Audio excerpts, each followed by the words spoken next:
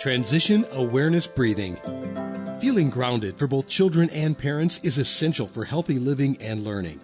Join Eartha Powell on this series for tips and tools for creating a harmonious environment for learning. Transition Awareness Breathing will help you and your child find an individualized path to tackle change, promote lifelong learning, and discover new approaches to calmness. Hi everyone, it's me, Eartha. I have a story or something that happened a few days ago. As I was driving back to my home and drove to the driveway, I saw my family in the garage and they were gathered around the window in the garage. And I was wondering, what were they looking at?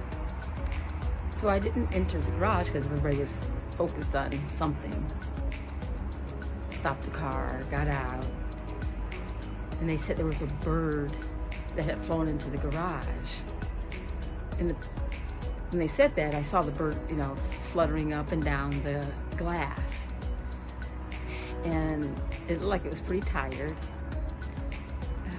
It stopped a few moments and kind of rested on some artificial flowers that I had in the garage, or have in the garage. Big white blossoms. And then it fluttered again, and my family was talking to the bird. Come here, little bird.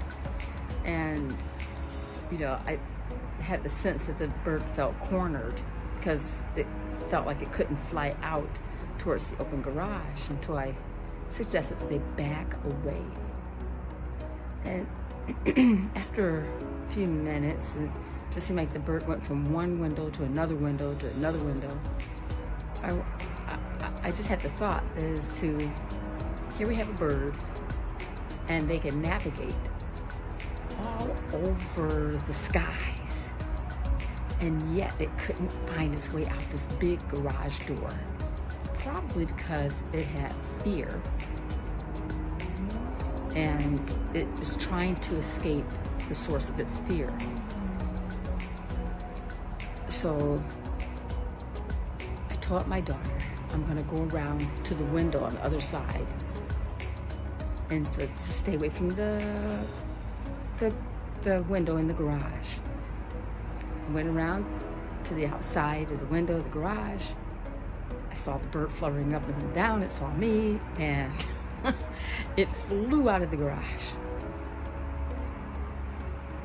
And I wondered how fear can drive us as creatures. Do we do things like that with birds? And my question is, how can a bird who navigates the skies not find their way out? Welcome to Transition Awareness Breathing Podcast. Thank you for joining me. Well, today we're going to talk about something I think sometime in our life we all do. And I know that is a very broad and general statement, but I'm going to take my chances and put it out there that sometime in our life we have all maybe looked forward to something, doing something, a big experience. Maybe it was like going to a concert or a big event like a wedding or a vacation to some place that you've never been before. And then, when you go and the event is over, you have this feeling, it's like, wow, that was really exciting, and it brought a lot of happiness, but now it's over.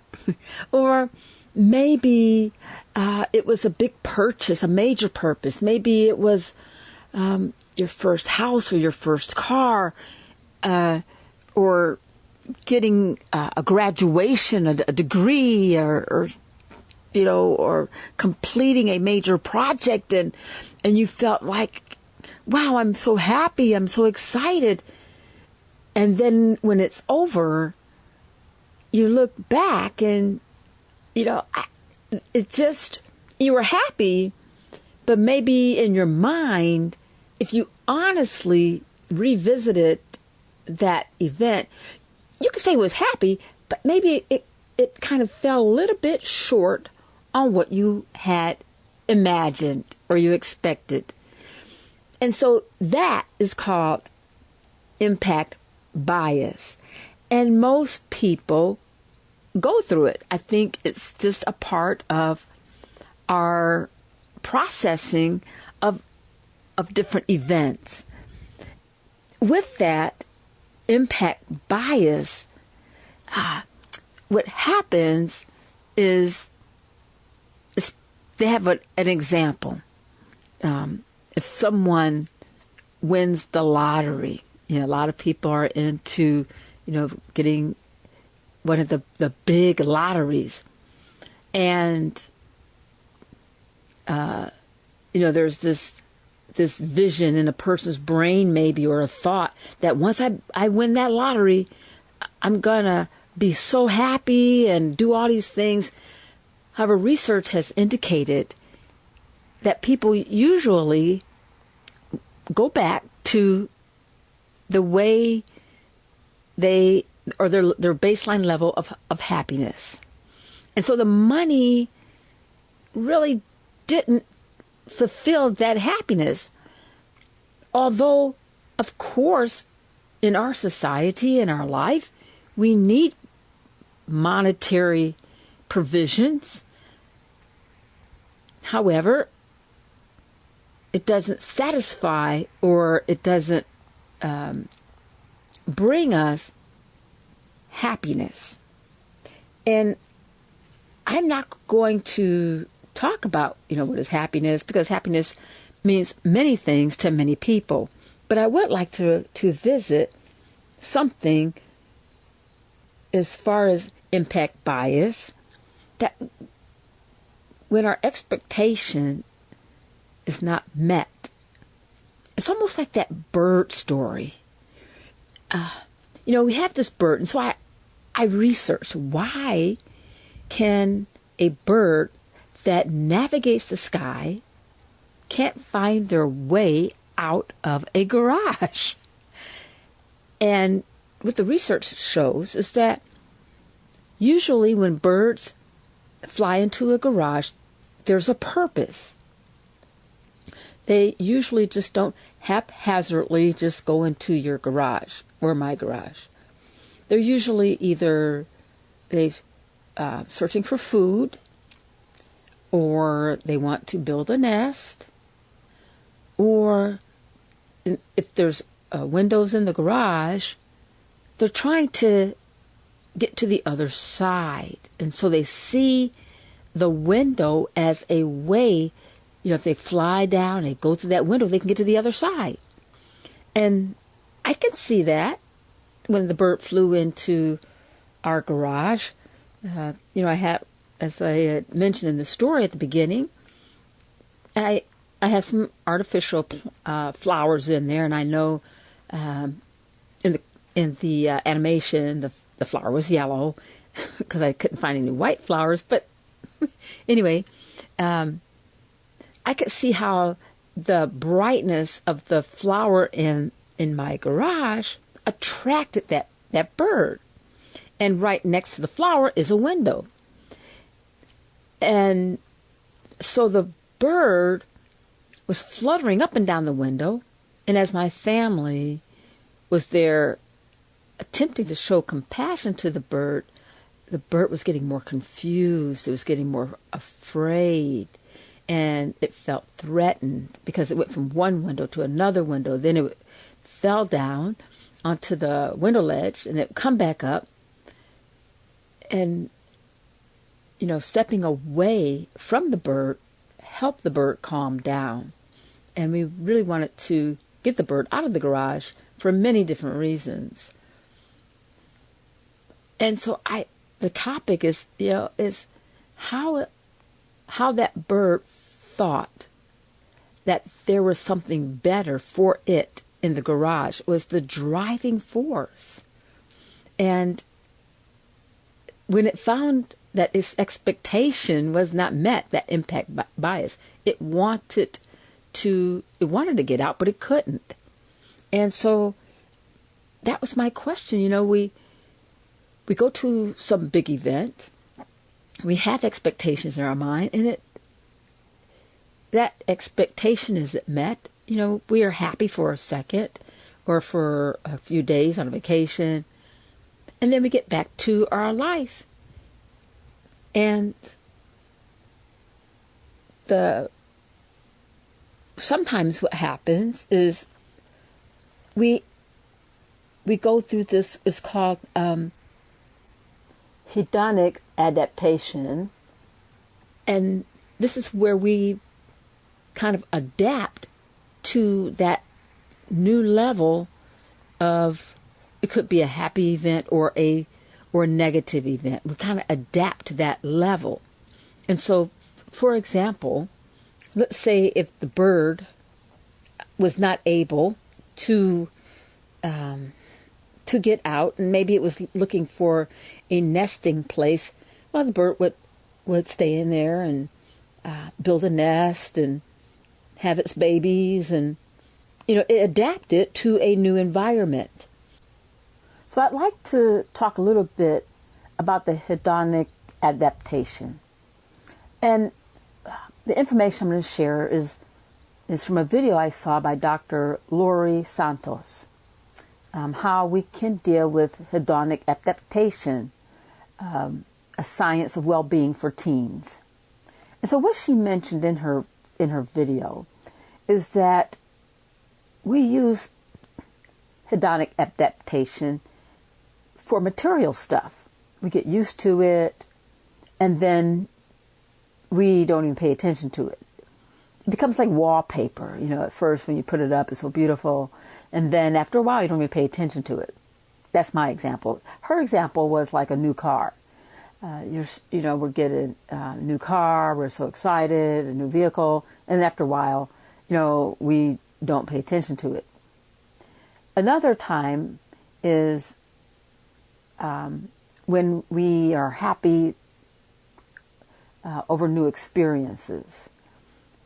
We have an experience of maybe a vacation, or going to the movies, or going to a museum, or some kind of event. And although that event is over a few hours or a few days or maybe a few weeks, what it creates are positive memories. And so how do we maybe get more out of the hedonic adaptation, because this is part of our human life and existence? Because this hedonic adaptation can also be on the negative side. Getting an event that causes some kind of negative effect, and so we adapt into that negative experience, a negative lifestyle. Well, she gave a few tips. Is to maybe invest and pay attention to our experiences more than our things.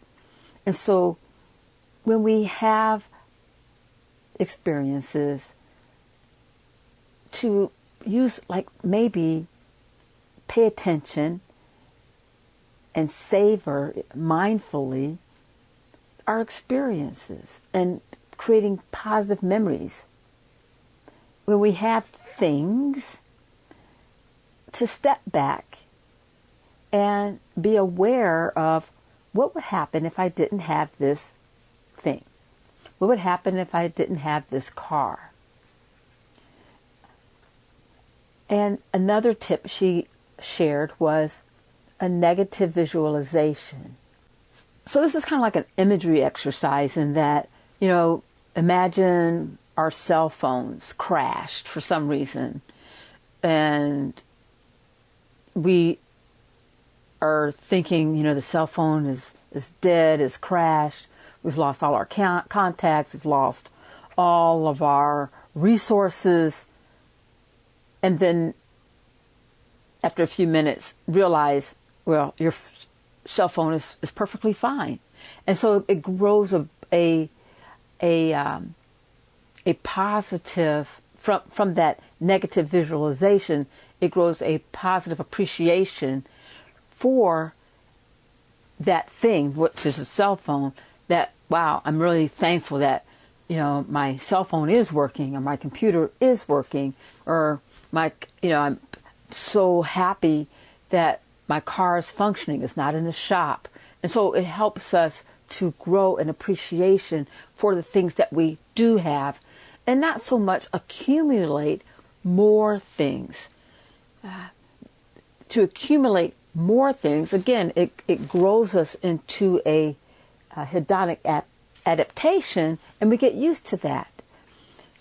However, if we become mindful in our experiences and create positive memories from those experiences, from our family, from our friends, from our vacations, then we don't get so accustomed to the level of happiness, so to speak, because once you reach a certain level, you think you need to go and have more toys. You have to have more materialistic things. You have to have bigger vacations. But if we could appreciate just the small things that we have, and what would happen if we didn't have those small things? And so one of the suggestions, as far as going back to the impact bias from the beginning, is maybe to be aware of faulty forecasting, and maybe keeping our expectations a little bit more realistic. I think about the bird, and the bird is a creature. What that bird experienced was, just because it saw that flower, it had to go in a certain area, and then it wound up being a fake flower. And the bird experienced all kinds of anxieties and frustrations and fears. It felt like it was trapped. It felt like its freedom was being taken away from it. But how about if that bird did a mindfulness practice and kind of thought and reflected on the blue skies and to appreciate the freedom it had? Maybe it could have avoided getting stuck in the garage. And I'm so happy the bird was, got out and flew away and is appreciating now its freedom. Thank you for joining me, and I look forward to talking to you again next time.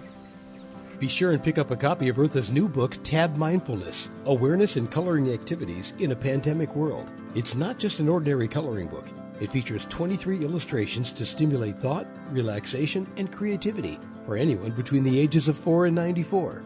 Increase your positive self-talk energy, unlock new creative paths, transform your time once or twice a week to create beautiful art while strengthening confidence, building positive self-talk, and sensitize self-awareness. Tab Mindfulness, Awareness and Coloring Activities in a Pandemic World. It's available now at Amazon.com.